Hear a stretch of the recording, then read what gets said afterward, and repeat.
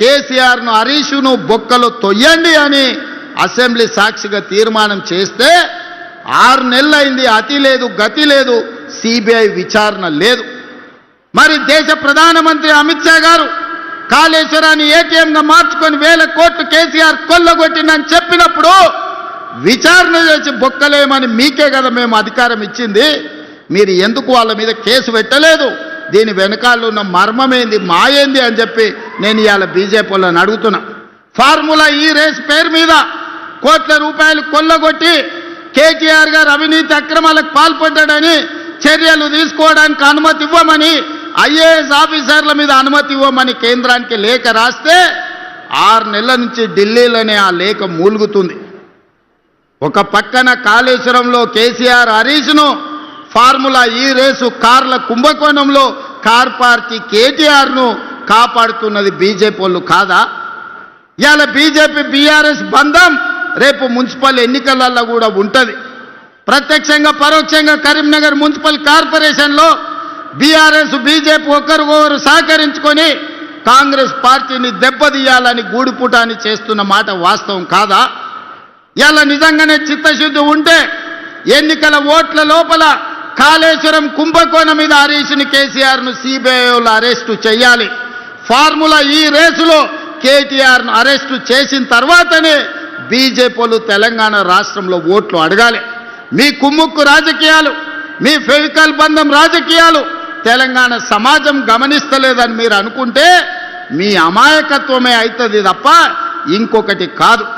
అందుకే ఇవాళ సూటిగా అడుగుతున్న బీజేపీ నాయకులను, మీ జాతీయ అధ్యక్షుడు వస్తే అనా పైసా వేడు గాడిద గుడ్డు తీసుకొస్తాడు. ఈరోజు అవినీతికి పాల్పడ్డ బీఆర్ఎస్ వాళ్ళని మీరు కాపాడుకుంటూ మీరు ప్రొటెక్షన్ మనీ తీసుకుంటున్నారు వాళ్ళ దగ్గర. ఇవాళ మీరు కాపాడడానికి వాళ్ళ దగ్గర మీరు మామూలు వసూలు చేసుకుంటున్నారు తప్ప మీరు వాళ్ళని అరెస్ట్ చేసే పరిస్థితి లేదు. అందుకే మిత్రులారా, తెలంగాణ సమాజాన్ని ఆలోచన చేయమని నేను చెప్తున్నా. ఇవాళ బీజేపీ బీఆర్ఎస్ వాళ్ళు చీకటి ఒప్పందంలో భాగంగా కాంగ్రెస్ పార్టీని దెబ్బతీయాలని చూస్తున్నారు. 2 ఏళ్లలో మీరేం చేసిండ్రని మమ్మల్ని అడుగుతారు. నేను అడగదలుచుకున్న 10 ఏళ్ళు కేసీఆర్ ఏం చేసిండో, 12 ఏళ్ళు నరేంద్ర మోడీ ఏం చేసిండో లెక్క చెప్పండి. 2 ఏళ్లలో మేము ఏం చేసినో శాసనసభలో లెక్క చెప్తా. ఒకవేళ మీకు ఈ వేదిక మీద నుంచి 2 ఏళ్లలో మేము ఏం చేసినామో ధైర్యం ఉంటే లెక్క రాసుకోండి. గుండె పగిలి సస్తారు బీజేపీలు బీఆర్ఎస్ వాళ్ళు, లెక్క రాసుకోండి అని చెప్పి నేను ఈ వేదిక మీద నుంచి చెప్పదలుచుకున్నా. విద్యార్థుల కోసం ఈ 2 ఏళ్లలో 70,000 ప్రభుత్వ ఉద్యోగాలు ఎల్బీ స్టేడియం సాక్షిగా, శిల్పారామం సాక్షిగా ఎన్నో ఏళ్ల నుంచి నీళ్లు నిధులు నియామకాల పేరు మీద తెలంగాణ ఉద్యమం జరిగితే నియామకాలు మీరు చేపట్టకపోతే ప్రభుత్వంలో 70,000 ఉద్యోగాలు మేము ఇచ్చినాం. 70,000 మంది తలలు లెక్క పెడతా. ఎల్బీ స్టేడియానికి ధైర్యం ఉంటే రమ్మని బీఆర్ఎస్ బీజేపీ వాళ్ళకు నేను సవాలు విసురుతున్నా.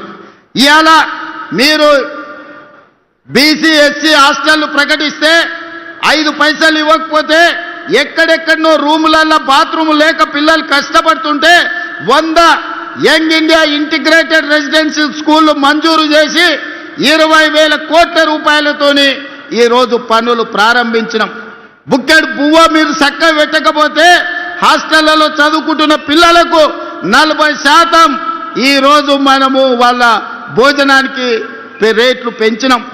200% కాస్మెటిక్ ఛార్జీలు పెంచినాం. ఇవాళ ప్రతి విద్యార్థికి పాఠశాలకు వెళ్ళేవాడికి రేపటి నుంచి రేపు వచ్చే అకాడమిక్ ఇయర్లో బ్రేక్ఫాస్ట్ పెట్టాలని ఇవాళ నిర్ణయం తీసుకున్నాం.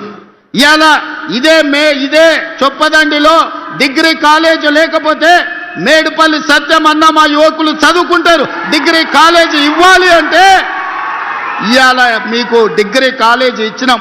ఇదేం కాదు మిత్రులు, పొన్నం ప్రభాకర్ శాతవాహన యూనివర్సిటీ ఉన్నది కానీ లా కాలేజ్ లేదు, ఎల్ఎల్ఎం లేదు, ఇంజనీరింగ్ కాలేజ్ లేదు. అంటే ఈ కరీంనగర్ ప్రాంతానికి law college, LLM college, engineering college మేము ఇచ్చిన మాట వాస్తవం కాదా? ఆదిలాబాద్ జిల్లాకు యూనివర్సిటీ ఇచ్చిన మాట వాస్తవం కాదా? ఖమ్మం జిల్లాకి ఎర్త్ యూనివర్సిటీ మన్మోహన్ సింగ్ గారి పేరు మీద యూనివర్సిటీ ఇచ్చిన మాట వాస్తవం కాదా? ఇవాళ ఒకటొకటిగా చెప్పుకుంటూ వెళ్తే ఎన్ని కాలేజీలు ఇచ్చినామో మొత్తం నేను లెక్క చెప్తా. పిల్లల కష్టాలు తీర్చడానికి శత విధాల ప్రయత్నం చేస్తున్నాం. నిరుద్యోగ యువకులకు 70,000